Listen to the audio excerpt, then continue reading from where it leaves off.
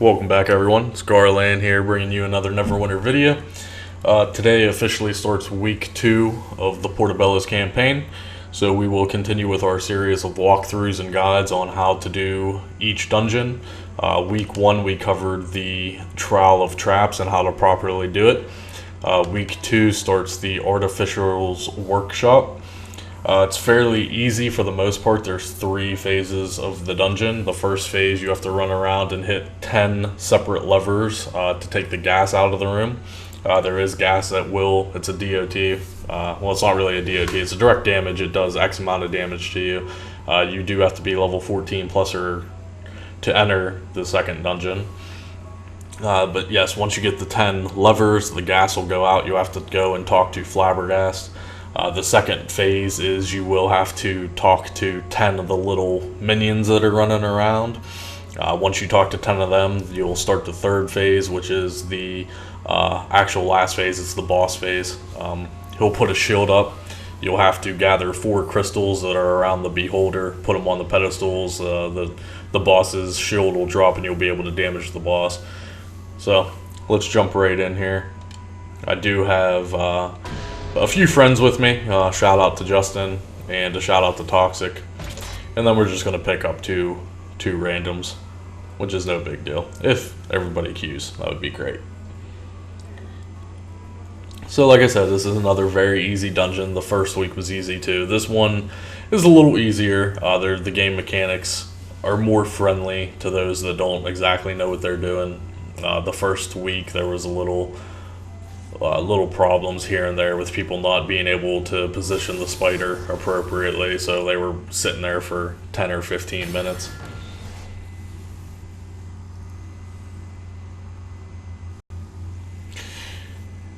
Oh yeah, look at that glitch.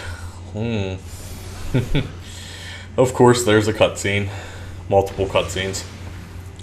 You're unable to skip any of them.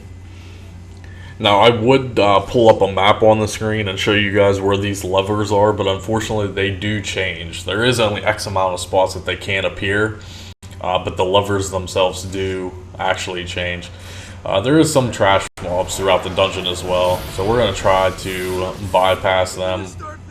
So there isn't a lever here. Okay, there is. Usually one will pop right there, but there isn't one there, but there is one down here.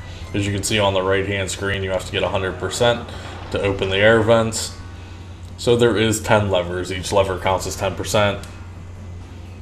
And as you can see, my teammates are making their way through the cubby hole. And as you can see right there, I just took some damage. 2,600. There's another 2,600. That will continue to kill you until you do get all the levers. So if you just stand here, you're going to die. And I'm not sure if the damage is based off of your level, but if you're a level 14, you only have, 10k HP or something, so I imagine that it is level based as far as the damage goes. So I'm level 70, it's only doing 2,600 to me. And another level here. It's going to be number 7. And my teammates are looking for the rest. And we did get another one, so we're at 80%. And 90, so they're going to finish this up. I'm going to run back to the door.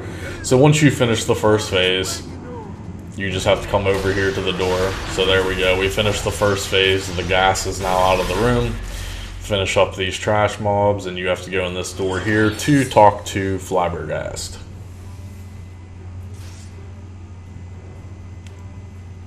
Waiting for our adventurers here.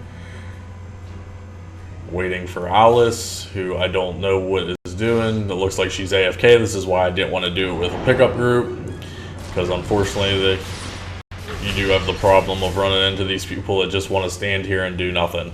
And this guy's in Jesus Had Soul Forge, so he should know better. But now this dungeon is going to take a little longer because he is definitely AFK. Or she. He or she is just clearly standing there. And unfortunately, you can't remove people out of these instances. I don't know why. That's a mess up on Cryptic's part for sure.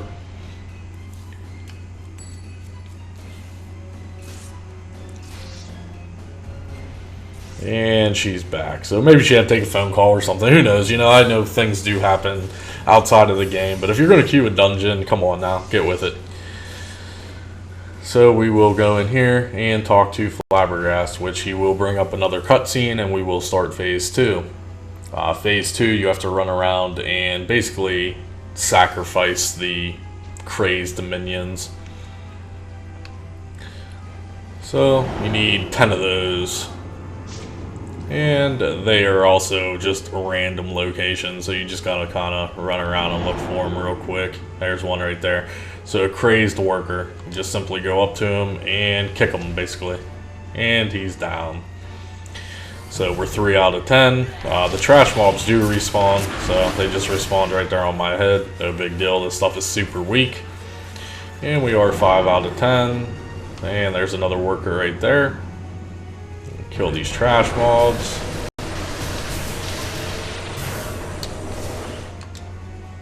And we'll kick this guy as well. 7 out of 10. Like I said, this dungeon is fairly easy for the most part. These guys aren't very hard.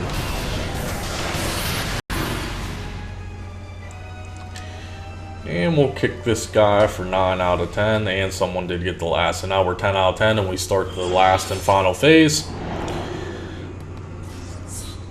Gather your group in front of the Beholder.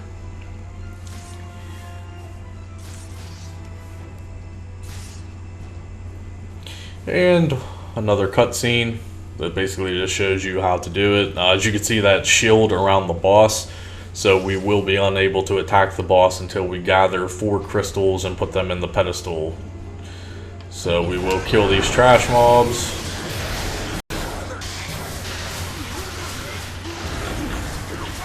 And the crystals spawn just randomly around this area. So there's one right here. So you pick this crystal up.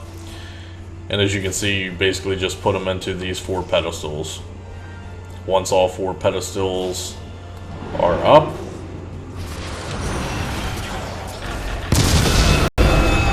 and the boss will become available.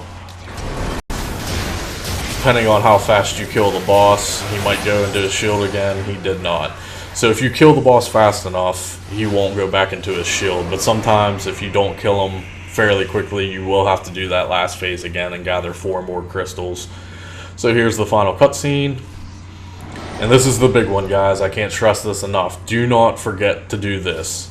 You have to go over here before leaving the dungeon and talk to the Beholder. This is where allegedly the Beholder's tank legendary mount comes from. So let's see what we get. And we got some food. So we did not get the Beholder, unfortunately. But yes, don't forget, after you've completed the event, the dungeon, to talk to the Beholder. And maybe you'll get lucky and get the mount. Otherwise, we will run over here and collect our loot. Oh, and look at that. I actually got the hat. So, we will take that. And that's going to be it, guys. If you guys have any questions or run into any problems, leave me a comment below. Thank you for all the support. And thank you to my friends that helped out. Shout out to Justin again and Toxic Gambit. I appreciate the help, and we'll see you in the next video.